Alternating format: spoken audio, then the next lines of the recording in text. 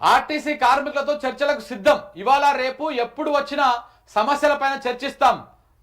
అధికారికంగా పిలవాల్సిన అవసరం లేదు. ఇప్పుడిప్పుడే ఆర్టీసీ లాభాల బాటకు వస్తోంది. మంత్రి పొన్నం ప్రభాకర్ అధికారికంగా మీరు విలువరు కానీ వాళ్ళే బిచ్చం ఎత్తుకున్నట్టు రావాలన్నమాట. ఆర్టీసీ కార్మికులు అర్థమైందా? వాళ్ళు అధికారికంగా విలువరంట, వీళ్ళు అధికారికంగా విలువరంట. కానీ వాళ్ళే ఎవరైతే ఇప్పుడు సమ్మె కోతామని చెప్తా ఉన్నారో ఎల్లుండి నుంచి మీరే మీ తీట బట్టి మీరు వస్తే మేము మాట్లాడతాం, కానీ మేము విలువ మిమ్మల్ని. ఎందుకంటే పిలిచి చర్చలు విఫలమైతే మళ్ళీ ఆ బదనాం మాకెందుకు? వాళ్ళే వచ్చిర్రు, మాట్లాడిరు, పోయిరు అని చెప్పేసి రేపు మళ్ళీ మీ మీద నూకేయడం కోసము మేము అధికారికంగా పిలిచేది లేదు, కానీ మీరు వస్తే మేము మాట్లాడతాము, ఇవాళ వచ్చినా రేపు వచ్చినా మాట్లాడతాం అని చెప్పేసి పొన్నం ప్రభాకర్ చాలా తెలివిగా ఒక స్టేట్మెంట్ పాస్ చేసిండు. ఆర్టీసీ ఇప్పుడిప్పుడే లాభాల బాట పడుతుందా? మరి లాభాల బాట పడితే మరి వాళ్ళకి ఆ అలవెన్సెస్ వాళ్ళకి ఇచ్చినటువంటి హామీలు నెరవేర్చేందుకు ఏం ప్రాబ్లం అవుతుందన్న మీకు? ప్రభుత్వంలో విలీనం చేస్తామని మీరు హామీ ఇచ్చిరు కదా ఎన్నికల్లో, మరి ఆ విలీనం చేయొచ్చు కదా, ఎందుకు చేస్తలేరు? దేనికోసం చేస్తలేరు? అప్పుడు ఇదే రేవంత్ రెడ్డి గారు ఇదే కార్మికుల గురించి వాళ్ళు సమ్మె చేస్తుంటే బయటకు వచ్చి మాట్లాడండి, అప్పుడు ప్రతిపక్ష నాయకుడిగా ప్రతిపక్ష పార్టీగా మాట్లాడండి అప్పుడు. మరి ఇప్పుడు ఎందుకో ఆ రోజు మంచి అనిపించింది, ఇవాళ అధికారంలోకి వచ్చినాక చేయలేకపోతా ఉన్నారు. ఆర్టీసీ కార్మికుల పొట్టెందుకు కొడుతున్నారు మీరు? దేనికోసం కొడుతున్నారు? ఏరు దాటినాక ఓటి, ఏరు దాటినాక ఓటి. ఎన్నికలు అయిపోయిందాక వాళ్ళని బుజ్జగించిర్రు, కాళ్ళు పట్టుకుర్రు, ఏళ్ళు పట్టుకుర్రు, గడ్డాలు పట్టుకుర్రు, అన్ని రకాలుగా బతిమలాడుకోరు. ఓట్లు వేసినాక అయిపోయిన తర్వాత ఇప్పుడు గద్దెనికి కూసురు కదా, అయిపోయిగా దులుపుకుంటారు మొత్తం. ఈ ప్రజలు, తెలంగాణ ప్రజలు కానీ వీళ్ళందరూ కానీ చేసే తప్పేంది? మిమ్మల్ని నమ్మడమే వాళ్ళు చేసే తప్పు. కార్మికులు కానీ ఉద్యోగులు కానీ ఇగో ఇట్లా కార్మికుల పరిస్థితిలో ఉన్నది కదా. ఇంకొకటి చూపిస్తా, ఇగో ఇటు చూడండి. ఉద్యోగుల పోరుబాట జూన్ 9న 1,00,000 మందితోటి చలో హైదరాబాద్. ఇందిరా పార్క్ వద్ద మహాధర్నా. మే 15న నల్ల బ్యాడ్జ్లతో నిరసన. సమస్యలు పరిష్కరించకుంటే జూన్ తర్వాత ప్రత్యక్ష ఆందోళన.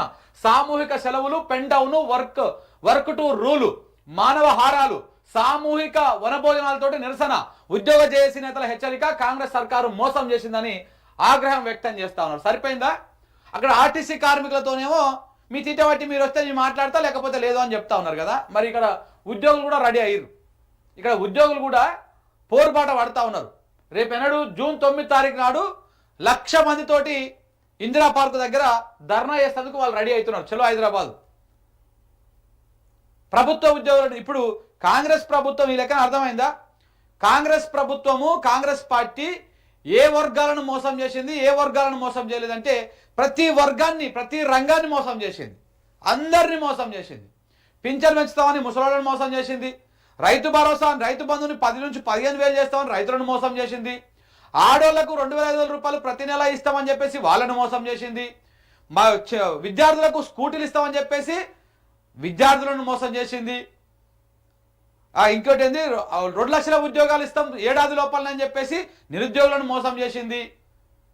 ఇట్లా అన్ని రంగాలని ఈ ప్రభుత్వ ఉద్యోగులకు రకరకాల హామీలు ఇచ్చేసి పాత పెన్షన్ విధానం తీసుకొస్తామని చెప్పారు. ఇంకా ఈ మోతవారులు కాంగ్రెస్ వాళ్ళు పాత పెన్షన్ విధానం ప్రకారం మీకు ఇస్తాము అని చెప్పేసి అట్లా వాళ్ళని మోసం చేసింది. కనీసము వాళ్ళు అమలు చేసేటువంటి స్కీములను కూడా అమలు చేయకుండా ఆ రకంగా మోసం చేసింది. ఇప్పుడు ఈ రంగాన్ని మోసం చేసింది, ఈ రంగాన్ని మోసం చేయలేదు అన్నట్టు ఏం లేదు. కాంగ్రెస్ పార్టీ అందరికీ శటకోపం పెట్టింది, అందరికీ పంగనామాలు పెట్టింది. కుర్చీలో కూర్చున్నాక ఇవన్నీ కూడా వాళ్ళకి తలకు మించిన భారం లెక్క కనపడతా ఉన్నాయి. సో కాబట్టి ఇదంతా కేవలము అప్పుడు ఓట్ల కోసం చేసిర్రు, ఇప్పుడు ఓట్లు అయిపోయాక వదిలేసిర్రు. అందుకే వీళ్ళందరూ ఇప్పుడు పోరుబాట పడతా ఉన్నారు. చూడండి, ఇక ఉద్యోగుల డిమాండ్లు ఏమున్నాయి వాళ్ళ జేఏసీవి.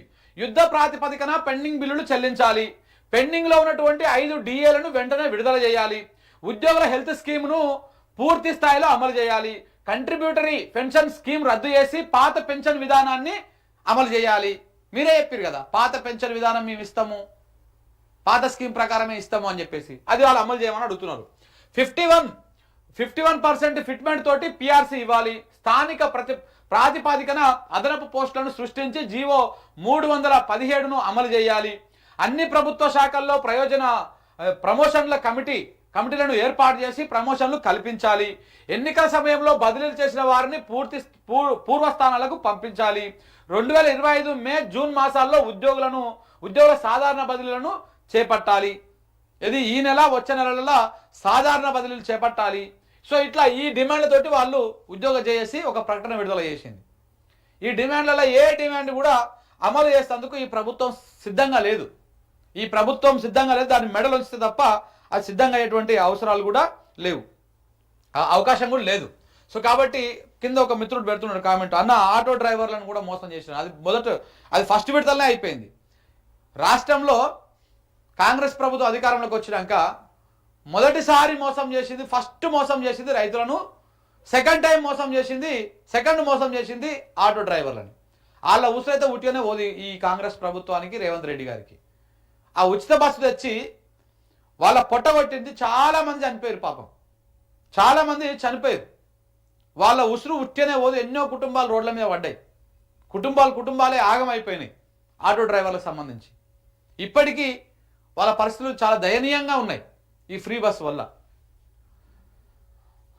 ఇగో బెనిఫిట్స్ టెన్షన్, రిటైర్డ్ ఉద్యోగికి బ్రెయిన్ స్ట్రోక్ వచ్చిందంట. హనుమకొండలో రిటైర్డ్ ఉద్యోగి లక్ష్మణ్ కన్నుమూత, ఫిబ్రవరి 28న ఉద్యోగ విరమణ, అందని రిటైర్మెంట్ బెనిఫిట్స్, మార్చి 16న బ్రెయిన్ స్ట్రోక్ వచ్చింది. 40 రోజులకు పైగా చికిత్స పొందుతూ చనిపోయిందంట.